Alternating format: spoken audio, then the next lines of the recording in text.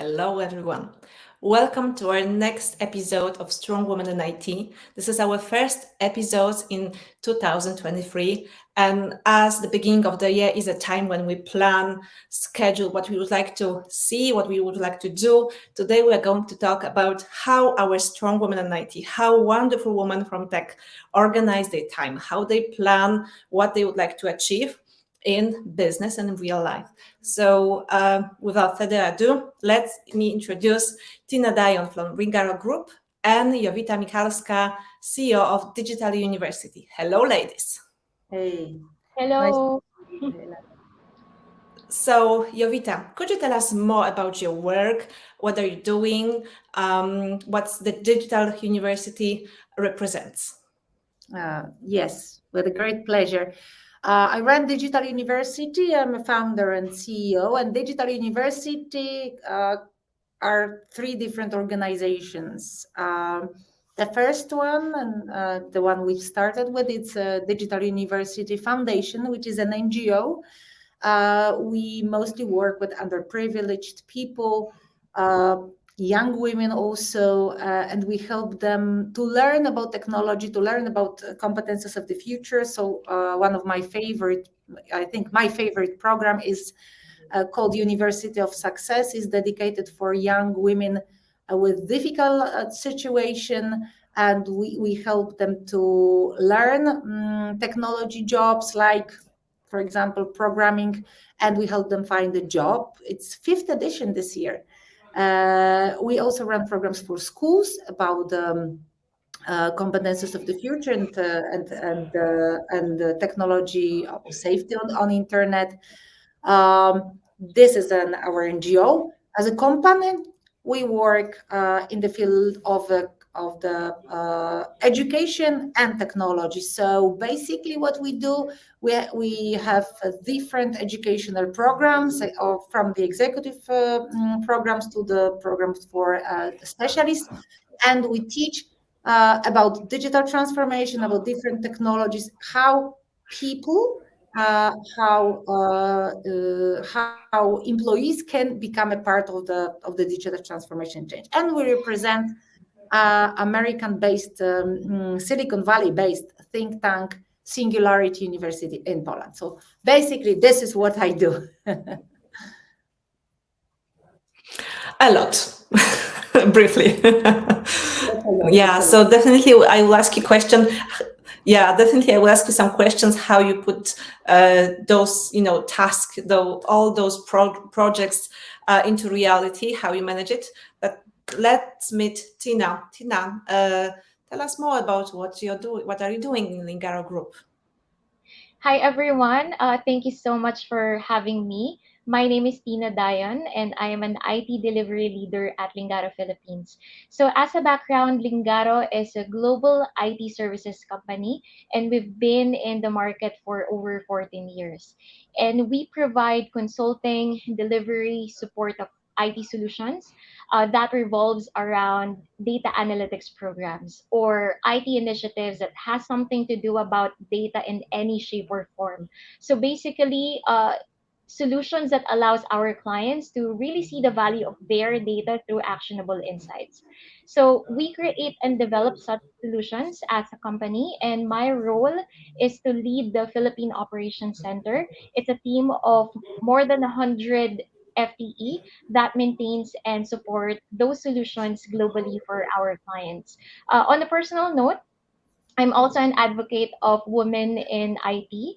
I currently lead the Lingaro Women's Community, and I am a volunteer mentor for female IT graduates as they begin their journey in the tech world. And in addition to that, I am a wife and I am a mom of a 5-year-old girl. Wow, that's also impressive. So, ladies, my first question, maybe Jowita, if you could answer the first one.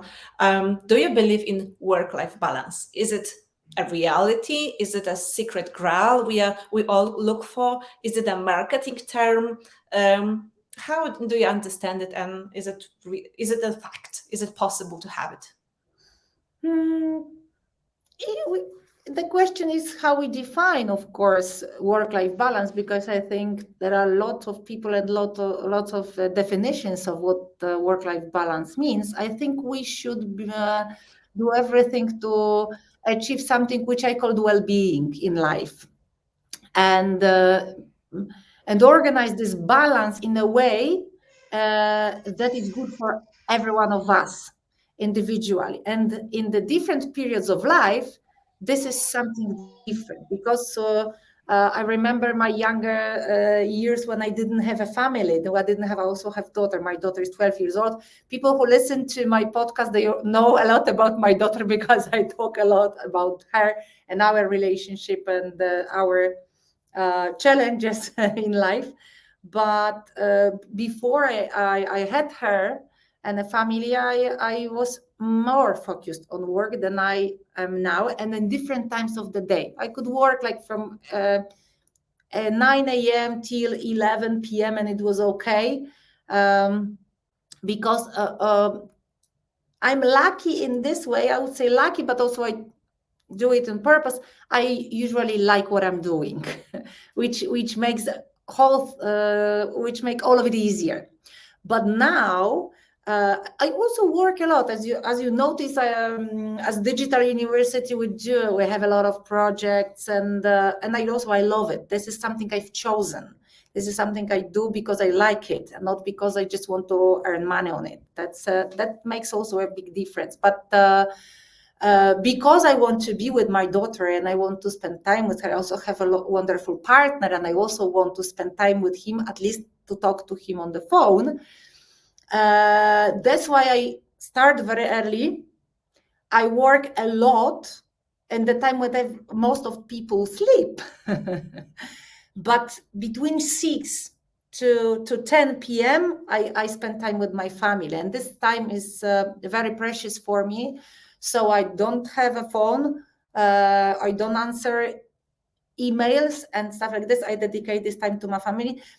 I think what is most crucial element of the answer to the question you asked is be fully present, be fully aware of what you're doing at the same time. I remember I was on the wonderful program in US many years ago, and we had a fantastic meeting in Washington with a woman who was on the level of general in the working for the government. And we asked, and she had 5 kids, and we asked her, and she had PhD on Stanford in nuclear weapon area.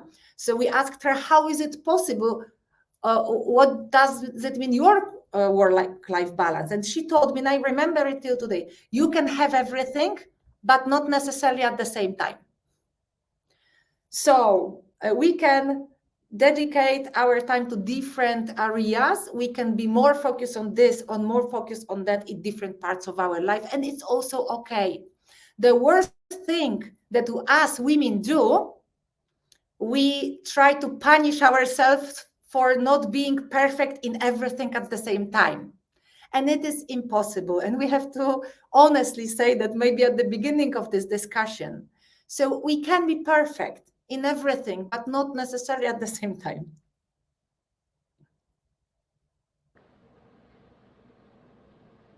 Yeah, definitely. And I see that we all have daughters. Mine will have 1 year in 2 days. So you can imagine how, life-changing was the last year for me. And absolutely, I agree with you, Jowita, that before I had my daughter, I could do everything. Suddenly, I don't understand what I've done in that time. I've had no idea what I was doing before Lara came to our lives. And in my case, it is work-life blending, because sometimes I work longer, but I start later. So Tina, how it is in a case? How do you believe it is possible to have work-life balance, or how it is your definition of work-life balance? It's really good, Anita, that you mentioned about work-life blend, because for me, I learned to accept that work-life balance really did not work out for me. Like there's no such thing as a perfect schedule or plan where I can equally carve my time between life and work, at least for me. And perhaps for today, I would like to share like three principles that could visualize how the work-life blend looks like in my case. Number one principle is the flexibility, allowing for flexibility. There will be some days that I will need to focus more on work, other days where I have to have more time for personal endeavors and family. There will be cases that we need to travel for work, right? And for sure priorities will change unexpectedly. And that is why it's really important that the environment that you have at home and at work really provides you this level of flexibility for you to reassess and redirect your attention anytime. And at workplace setting, the flexible working setup, office as an option, at least in my experience in our company, really played a big role in making this work life blend possible. The second principle is defining my goals first. Um, to me, work life blend could really mean differently to each one of us because every one of us has different life commitments. And I really resonated with Anita when she mentioned about having a small daughter, because 5 years ago I also gave birth to my daughter, and at that time I decided to exclusively nurse my baby instead of bottle feeding. What it means, to those who are not familiar with the process, it means that I have to physically feed my baby every 2 hours or so within the 24-hour period every single day for about a year. And this is on top of the fact that I have to go back to work 3 months after giving birth. So at Oh. work, I had this schedule of, 5 to 10 minute break after a few hours just to express or pump the milk. And it was really, really a tough time. But I made that conscious decision that this was going to be my personal goal at this time period. So I made some adjustments. I aligned with the people around me that this is what I wanted to do. And luckily, I found a support system that will help me make it happen. And that is why the third principle that I wanted to share is setting the non negotiables at work and at home. Our goals will change over time. It means that our non negotiables might potentially change too. And that is why finding and creating this environment that will support us can really make a difference when it comes to our life and work experience. This non-negotiables sounds really great. So let's go from that to your routines. Because, when I was a teenager, I was in my early 20s, I thought that routine is something boring, that predicting some behaviors, no, excitement, this is what I need.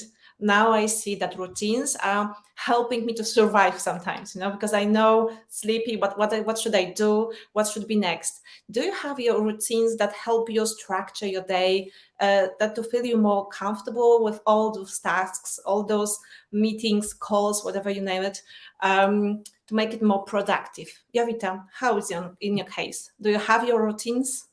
And you mentioned you wake up at really early, so tell us more about it. Mm. Thank you, Anita, for this question. And I want to share some confessions that I'm a really chaotic and badly organized person as a basis. So I was thinking about, after you invited me to this discussion, I said, like, I'm not a good person for this kind of discussion. And then I said to myself, no, I'm a great person to discuss about it, because this is a challenge for me. Because I know people who were born like this, perfectly organized with task list. It's not me, definitely.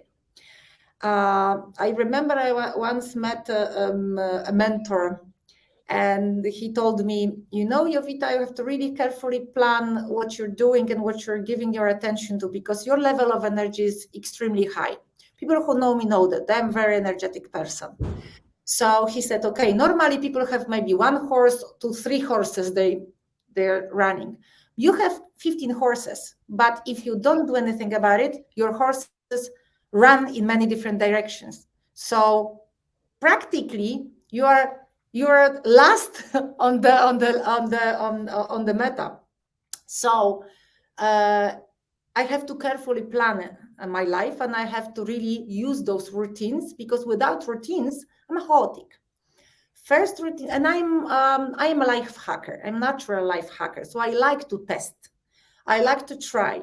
I don't think everything is for everyone. Like probably we are here with Tina.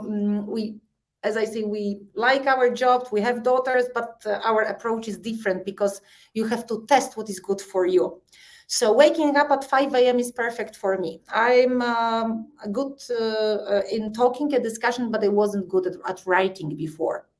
But part of my job is preparing different documents, is writing articles today. I'm in the process of writing a book right now about the future of education. So I had to get used to writing sometimes also. And I realized that between 5 to 7 a.m., this is this quiet period, amazing also for writing. And when I was testing quality of my writing afternoon, at night, or in the morning one was really much better. That's the first thing. Also, when everyone else is sleeping, people are not sending emails early in the morning, you can have really the quality time. For example, it's also, there is a lot of scientific research that meditating as the first thing you do when you wake up helps you also focus. Thinking about your day, even if it's carefully planned before, thinking about your day. What do you expect from this day?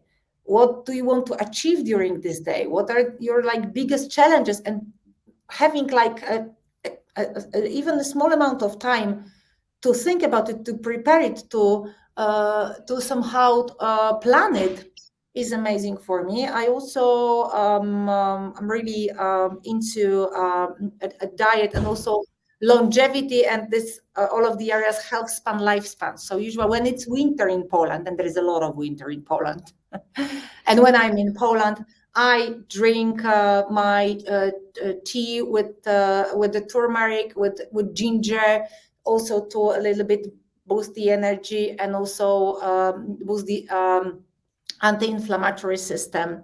I do exercise 3-4 times a week. Usually, it's there are some periods of my life that this is yoga, but there are some periods of my life that this is CrossFit, for example. So this is the part I'm preparing. So when it's 9 a.m. and I am physically at work, it's already some time I've spent with myself, with planning, with preparing to work. I also, because we've been talking about it before, if someone wants to follow this this routine, it also requires going to bed early. You cannot successfully, wake up at 5 a.m. and has an open brain if you go to bed very late. So also part of my routine is going to bed around 11 p.m. And it's also very important, because I strongly believe that going to bed and sleeping before midnight is a much better quality sleep. And it's also scientifically proven in many ways. So that's what I do. I also take, it's not maybe that easily connected with work-life balance, or with the routines, but I also take care of what I eat and how much water I drink, because this, believe me, have a huge influence of the how focused can I be during the day, of what I can achieve, whether I'm getting angry fast or I can be patient during the whole day. It also has a huge influence.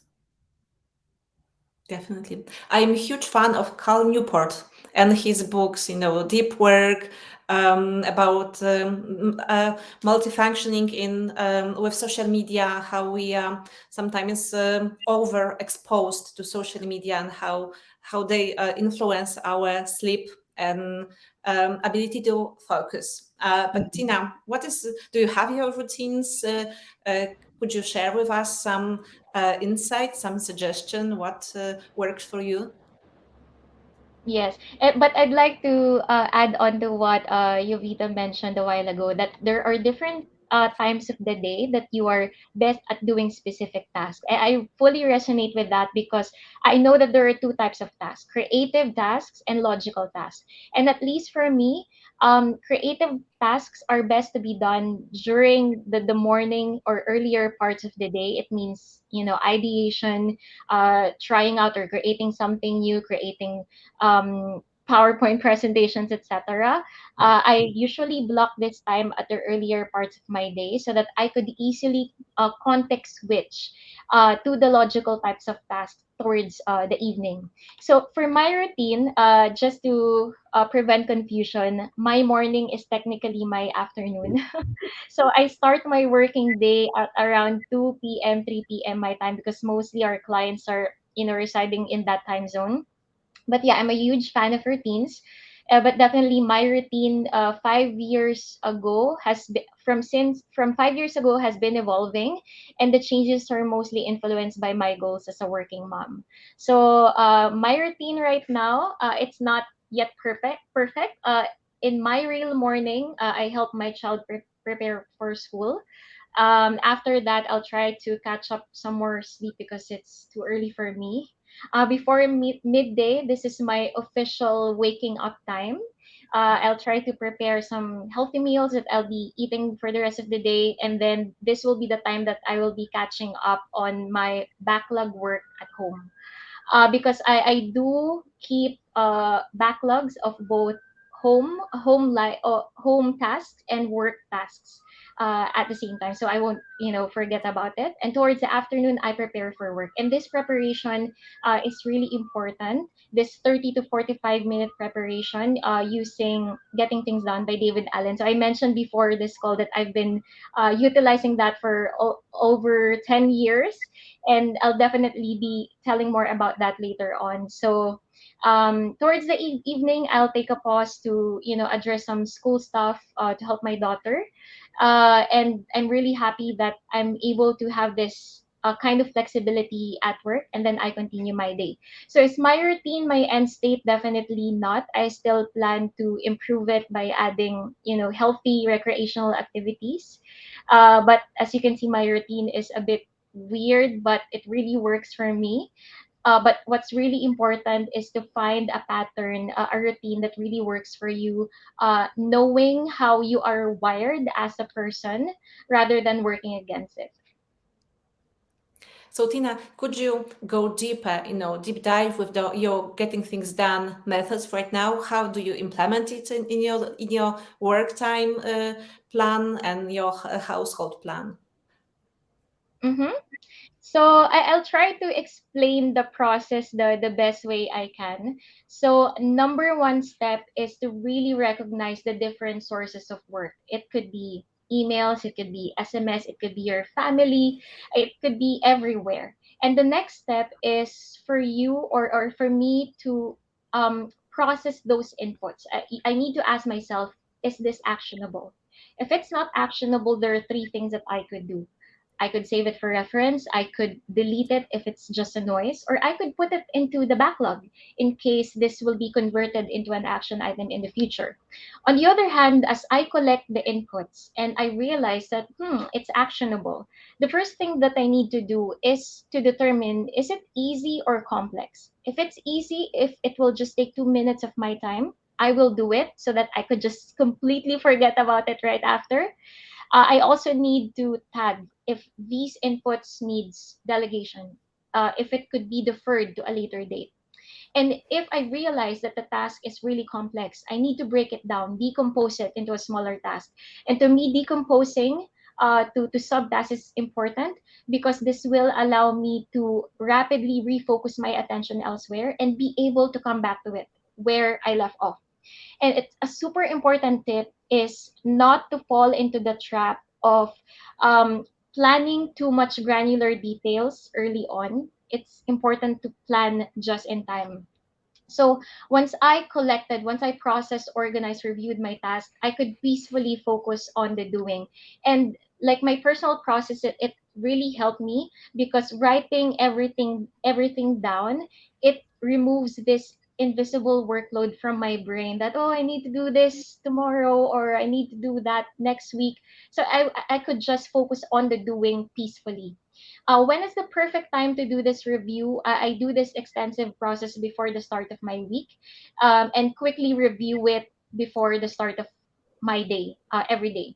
And I realized that the more time that I invest into, organizing my task management tool correctly the first time around, the less time that it will require me to maintain this to-do list on a regular basis. And for me, as you've mentioned, Anita, a while ago, there are a lot of methodologies out there that you could use. And what's important is how consistent we are with the follow through. Yeah, absolutely. Jowita, do you have your methods, your secrets, how to organize your projects? You have almost, let's say, 3 companies right now, so to manage it, I have no idea how many, to-do lists you have, or what type of tools you are using to organize it, manage it. I would say I don't have to-do lists because it's not my part of the job. My part of the job is strategies, creativity. It's also leading the company, giving directions. My role is PR and also managing our clients, partners. So this is not something which you need the to-do list for. I used to have it for many years, but now my role is a bit different and I'm not expert in micromanagement. I'm not doing it. So that's why I'm not doing to-do lists for my people. But I try to find the best possible employees to really also understand what are my advantages, disadvantages of what I can do, and how can we support each other. So the company is like an organism for me. So there are people who are perfectly organized. There are people who are great project managers or product managers. I think I am quite a successful leader.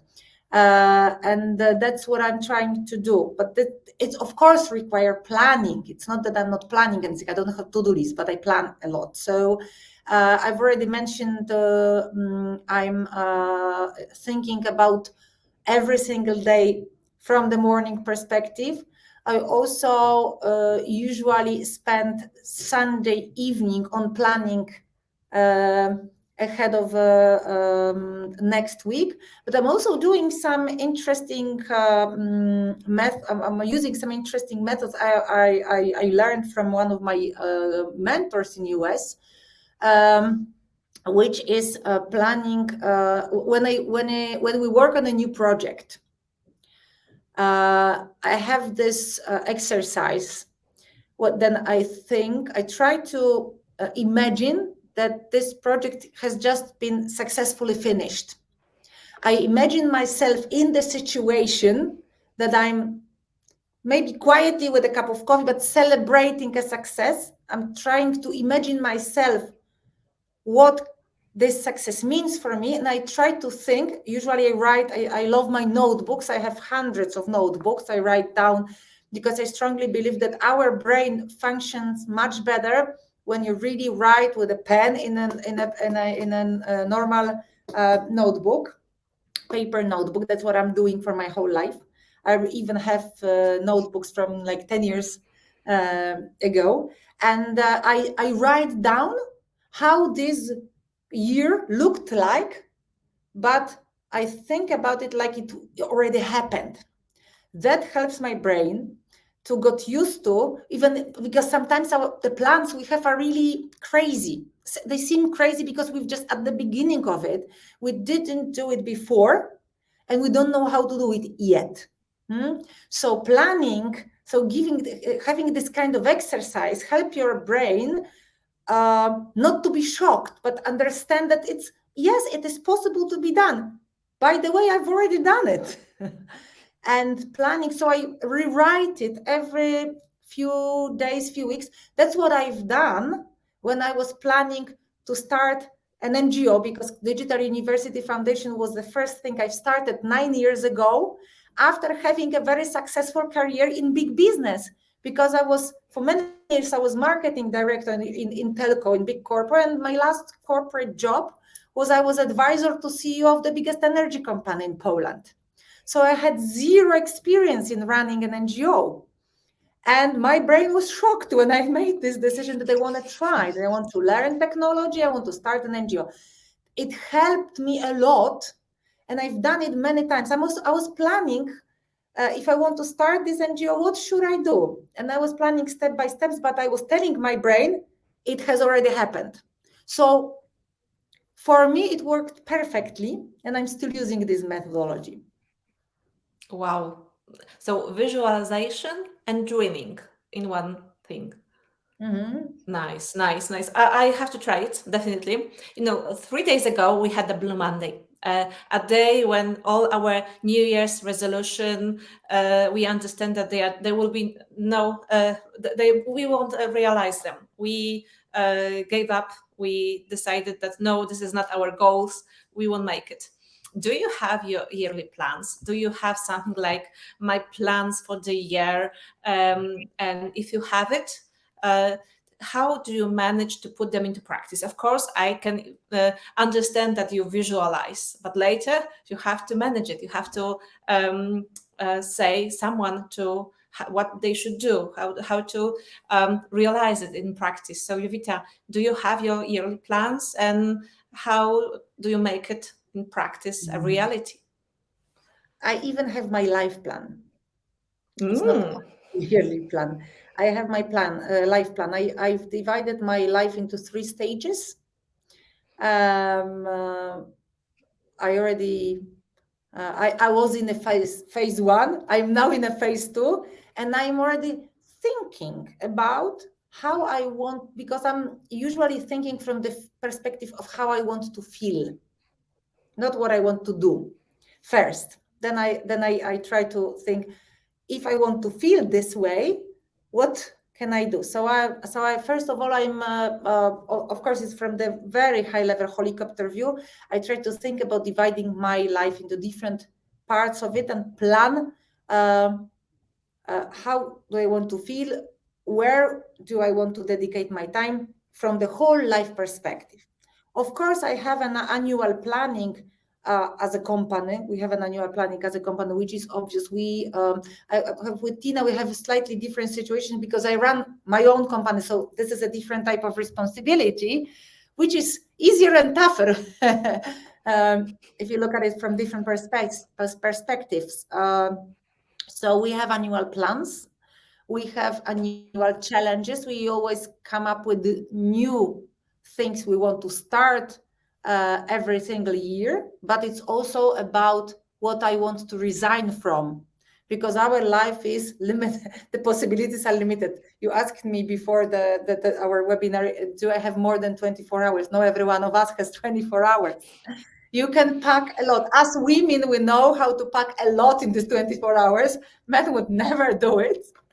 But it has limitations, and we have our limitations. Whatever we think about it, we have our limitations. So it's very, very important. And Cole Newport is talking about it. Wonderful book, which I read, and you're reading, Anita, 4,000 weeks, which is the amount of time we more or less have in our lives.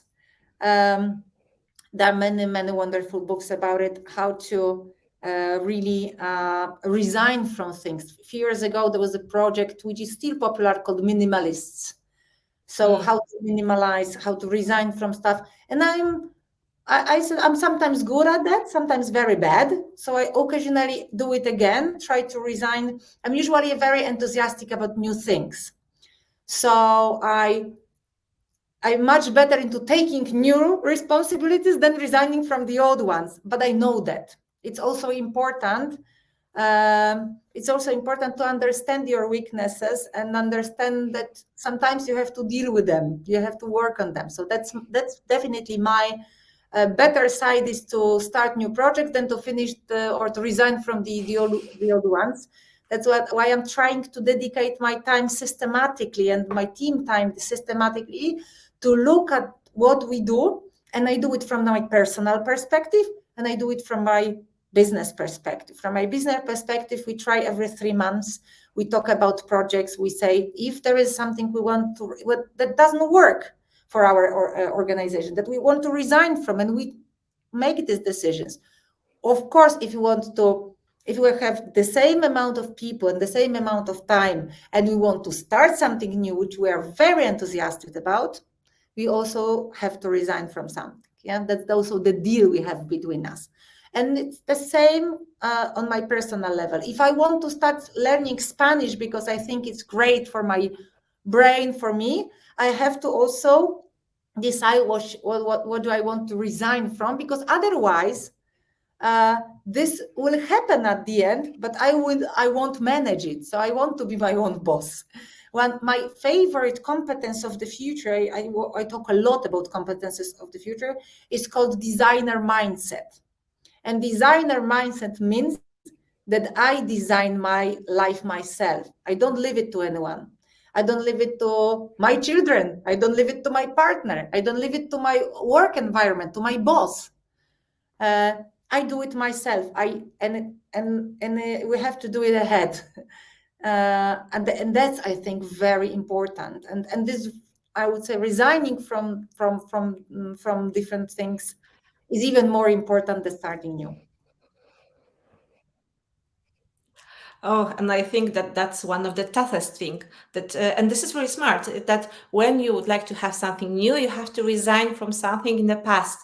And sometimes, often, of course, this is of also to me, it's difficult to choose what I don't want to do anymore, because, as you mentioned before, we are not able to or have everything at the same time. I can give Uh, one small hint, which I yeah, use. yeah, Sorry. definitely, we need it. When I cannot do it with my life and with my work, I start with my wardrobe. I have a really, really very big wardrobe. So I stand in front of it and say, okay, this is the Sunday, half out. And this is also a great practice for the brain, because as I said, I am a mind hacker. So whatever happens, I always win with my brain. So I start with my closet. I start to, resigning from stuff, and then later it's easier to do it with other things. Start with small. Tina, do you have? Okay, okay, thank you, Jowita. Do you have your annual plans? Do you have your yearly plans? Do you have it, or you think, no, I don't need a New Year's Eve to set new goals. I just simply can start right away, even tomorrow. From personal perspective, yes, I do annual plans, but definitely I don't have to wait for the new year to start the planning. But when we talk about planning at the start or before the start of the year, I still think that it's a good idea, because for me, the concept of turning the leaf to a new year, it gives us a sense of renewal. It's like a natural time for our bodies to reevaluate our life, like what happened for the past 12 months. And I think it's where our excitement, our motivation is at its highest level. So I think we should leverage that.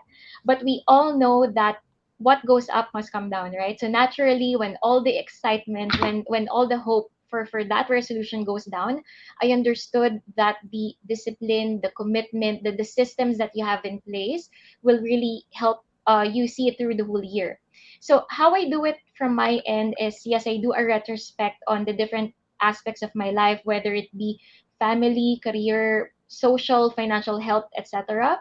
I gauge where I am now versus my old self 12 months ago, which areas in my life I've really progressed, which ones did not have a lot of movement.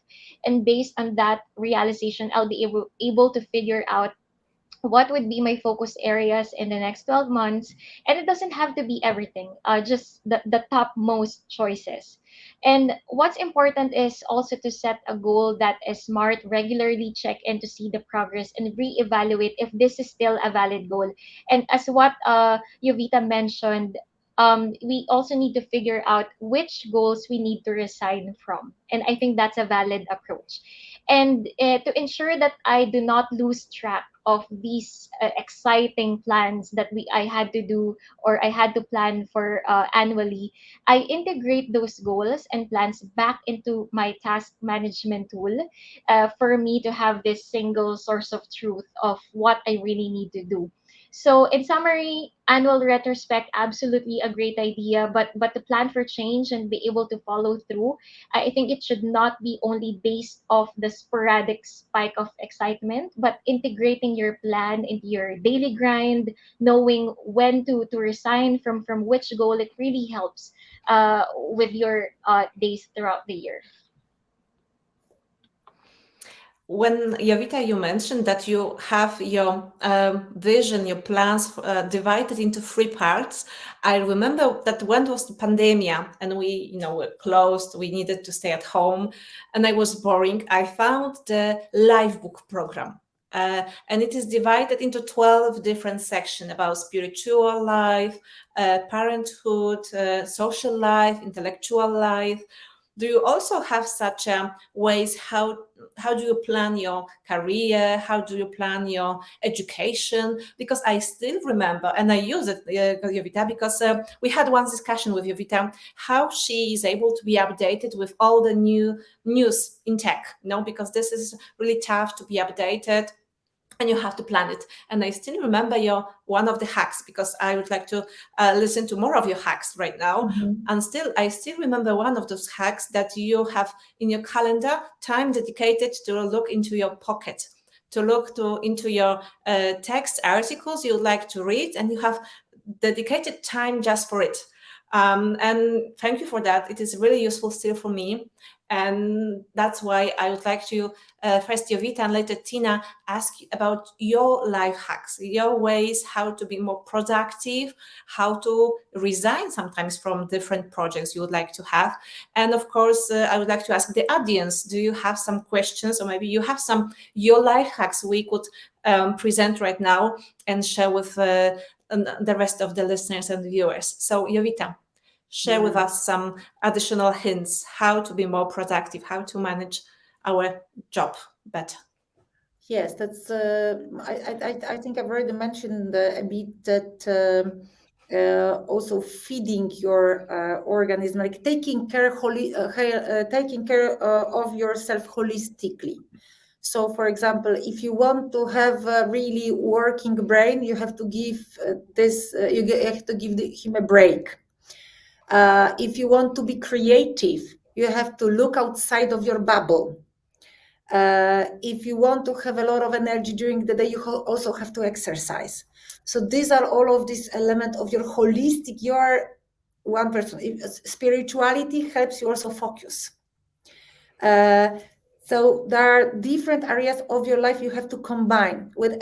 Of course, we deal a lot of with education. So maybe I can share my hint here, and I'm also sharing it on my lectures. I learn every day, so I dedicate, because it's part of my job, I dedicate 1 hour every day to work on new technologies, to update my knowledge, to learn new things. How I do it, I also carefully plan it, because if I have this 1 hour, I don't start with search. I do search in the meantime. I have this is an old application, but it works perfectly for me. Maybe you can have a lot more, but I use Pocket. And whenever I see something interesting, I put it in the Pocket. And usually I know how much time I should dedicate it. If it's a podcast episode, which is like 20 minutes, or it's a 2.5 hours, because I also listen to these kind of episodes of podcasts. If it's a report, I have to dedicate half an hour. It's a TEDx speech, what I want to dedicate 20 minutes. I have all of them in the Pocket. So when I have this 1 hour, I decide, okay, now today, for example, Industry 4.0 is something which I have a huge interest about. So I look for the content I have, and it's already checked whether it's good quality content, because the quality of content is also very important. If you want to dedicate 1 hour for education, it's better than it's a good piece of education. So there is a huge fashion of influencers. There are different types of influencers. Some of them are really experts in the field. Some are not at all. And if we dedicate 1 hour of our precious time to listen to someone who either doesn't care or have no idea what's talking about, that's that's not good. So we have to take care of the quality of the content we use, we learn, and carefully plan it. But I, I recommend everyone to do it 3 times a week and dedicate even such a small amount of time, like 20 minutes. 3 times a week, 20 minutes, if it's planned and if it's not moved, or if we don't resign from that because, yes, I have a very fast meeting to organize, so I can skip this one. No, this is something we don't skip. I recommend to have something who I call learning buddy. At the beginning, it was very important for me. I have a wonderful friend in South Africa. South Africa has the same time zone, so it's much easier, even if it's the other side of the globe. And we decided to be learning buddies. So every week or every 2 weeks, we had a call and we exchanged the knowledge. So this is something like a huge help when you are, think, okay, maybe not today, I won't read this book. You know that you have to read this book because in a week you have a meeting, you have to talk about this book. So it helps also with yeah, and you have to when you read have it with being focused, Yeah, and you have to read yes, it and you with don't the have to do idea that everything you on. will have to. Mhm. Yeah, please Yes, continue. of course. And you don't have to do everything on your own. You exchange knowledge. And also we remember longer and better if we share the knowledge. So if we tell about it to someone, it's we will remember it longer. I also use something, and also I'm certified trainer of something which is called holistic life planning by Vital Voices. Um, and I think it's a very powerful tool. I try to also do it for my people once a year. This is a kind of a workshop, and you have your plan divided into 12 different areas, and you have kind of a check of your life and the level you have. There are areas like your finance, your romantic relationship, family, and many others. There is 12 of them. So you have to check where you are, if you can give a percentage in this every element of your life, and which one needs maybe some some help. And it's great if you select not more than 3 to work in this period of time. But it's good to understand that. It's good to know that, because very often we forget about certain areas of our life. We are fantastic and perfect in one area, but there is nothing in the other area. For example, I meet many women who are extremely successful in life, but they don't have private life at all. Even if they have family, someone else is taking care of this family, and they are just sleeping in their houses, and that's unbalanced. And when something is unbalanced, it never works in a longer perspective. So that's what I also recommend. Tina, as a working mom, definitely you'll have some life hacks, way to be productive, successful, satisfied with your life. Could you share with us your life hacks? Yes, definitely. I mean, there are a lot of great tips already given, but I'll try to give my top three.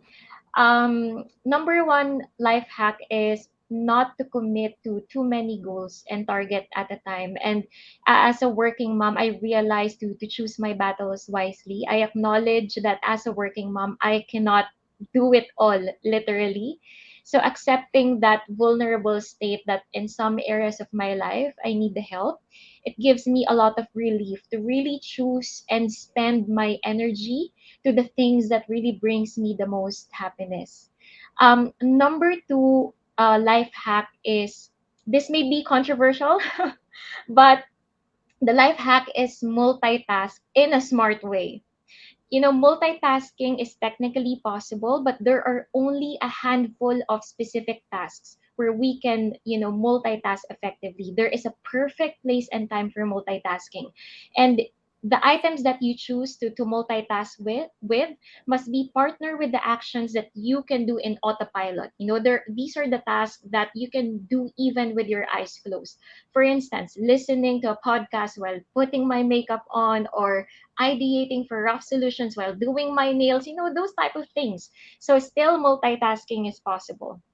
And the third tip is, whenever you plan your day, decide to do one thing that really makes you happy and fulfilled. Sometimes I feel that I feel so drained. I have done a lot of things at work. I have ticked a lot of boxes today, but how come I'm not happy? And I realized that choosing one thing that makes you fulfilled, it could be a favorite task at work, or it could be playing with your kids, spending time with your family. It could really help keep the motivations up. Wow. That makes me remember about one sentence I heard about 1 year ago. Are you productive or just active? And this is so tricky because we can be really, active. We can have many to do tasks, done, and suddenly you are just flooded with hundreds of mails, and suddenly you understand that I was active, but it wasn't productive. So that's really good sentence for me personally. And doing multitasking, or like driving my car and listening to podcasts, audiobooks. I'm huge in love with audiobooks, but I have to have to remember that my memory is not that good when I listen to books. Sometimes I need to go back to the paper edition and read it once again. So for books that I strongly like Principles, Ray Dalio, I have this as an audiobook, and also I have this in a paper edition, because this helps me to understand better, remember all the principles he presents in a better way, because I still need to read, because my memory works better when I look at something. But I know some people that when they just listen to something, their memory works best. They just have to listen. Just tell me more. And I said, no, I can write you this down. No, listen to me and I will remember. So I think that you have to remember, you have to know what best for you when it comes to learning, when it comes to planning. And of course, Jowita, you mentioned that you like strategy. On my wall, I'm just looking at my wall, there's a huge calendar, when I have all the months divided into days. And, sometimes when I look at this calendar, I understand how wishful thinking I am using in my planning.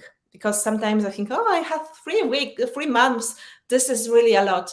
But when I put other actions that I need to make on this calendar, when I look at this calendar, I see from the perspective that I really have time for it. And I look at my calendar and I said, no, I don't have 3 months. I have 3 weeks. And, sometimes it's really shocking for me, because this is wishful thinking. I'm too optimistic, definitely, when it comes to productivity. But I have one of the last questions for you. One of the coaches I work with other organization told me, Anita, you never have to plan all the 8 hours per day. You have to plan 6 hours, because some tasks may take you longer. Some tasks may suddenly disappear, but others may appear in a less proper situation. Do you agree? Do you have some thoughts on it? Or you try to plan as much as possible, to use this day perfectly? Jowita, what's your point of view here? We are not perfect. We have to repeat it to ourselves. Sometimes we have a perfect day. Sometimes it's not perfect at all. I was thinking now what kind of additional hint I could have, because we've shared a lot. We should first take care of ourselves, I think, whatever we do.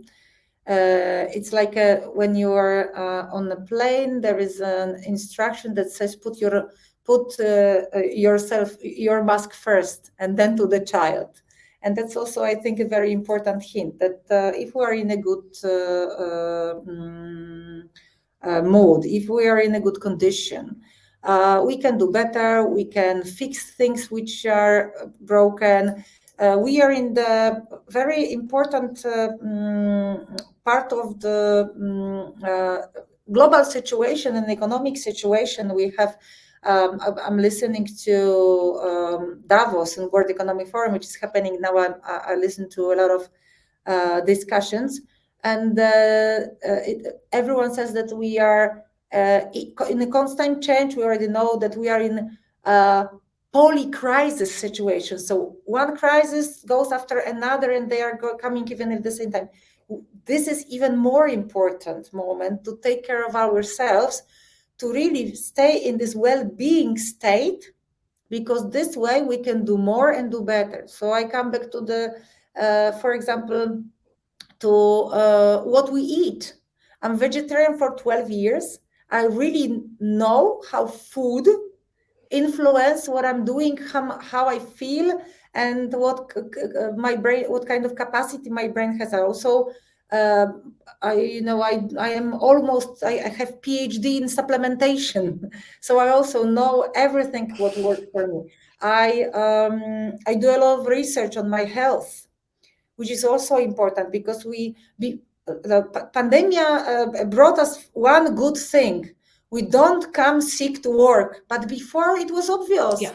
I have running nose, I have, I'm coughing, but yes, I have to dedicate myself. As women, we are, we love sacrifices. We love sacrifice ourselves, We even feel better when we almost die at work. So that's also important. From a longer perspective, never work. I also want to add one thing, because networking is something what I do a lot of it, and I focus on it. I think many of us do it. Don't over network. Meet people that can be supportive, or you can be supportive for, but there is a lot of discussions. There's a lot of, for example, I have a lot of questions like, hey, let's have a coffee and talk. If it's a business perspective, I always ask, what do you want to talk to me about? No, let's talk, and we come up with some ideas. And one of my employees came to me one day and said, remember, if you say no to, if you say yes to someone, at the same time you say no to someone else. So we have to really work on this. Who do you want to, and you have to understand, who do you want to say yes to, and who do you want to say no to? So let's also don't go too deep into networking, because 90% of it, if it's not planned, 90% of it, it won't work. We will just focus on the things that other people want us to do, or they want to sometimes realize or fulfill their dreams, not ours. So let's focus on our dreams, and let's focus on having time for our dreams, not just giving yourself to everyone who wants. So that's also my hint, because that I have a lot of it, and I had to learn it. That could be the final sentence, but let's allow Tina to also said, how do you plan it? This 6 hour, 8 hours, and how would you summary of this webinar in your words? Would you like to add something that we would like to stay with? Mm-hmm. What I'd like to add is a follow through to what Jowita mentioned about the self care. I like the message about the self care, that you can do more, do better if you take care of yourself first.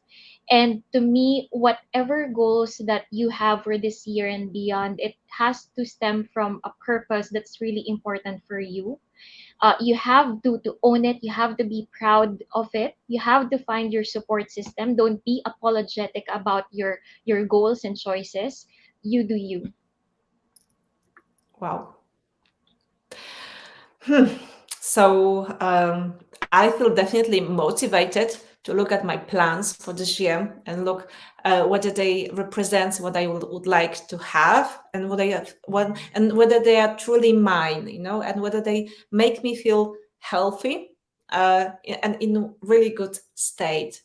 So, ladies, thank you so much for joining this webinar. I believe that later, after I will watch it once again, I will have many hints, many ways that I can apply in my life once again. So thank you so much for finding time to be with us. And Jowita, Tina, you are awesome. Thank you so much. And I wish you a wonderful year full with wonderful goals, satisfaction, and of course, health and well being. Yes. Thank you so much, Anita, for having us. And Tina, thank you because I have a lot of notes of your tips and hints, which I will try to practice. Thank you so much. I really learned a lot today. By the way, this is my first webinar podcast session. I was really nervous, and I hope that, this was a good session from your perspective too. Wonderful. You did very well. Absolutely. Absolutely. Thank you so much. You. And thank you very much. Thank you to all who listened to it. I hope at least one thing you will find useful from us. Definitely, I think that they will find many things. So thank you so much. And next month we will be talking about personal branding of a woman in business. So definitely something important. And I hope that all of us will plan it at least a bit in our tasks for the 2023. So thank you so much once again, and hope to see you in person soon. Bye bye. Bye bye.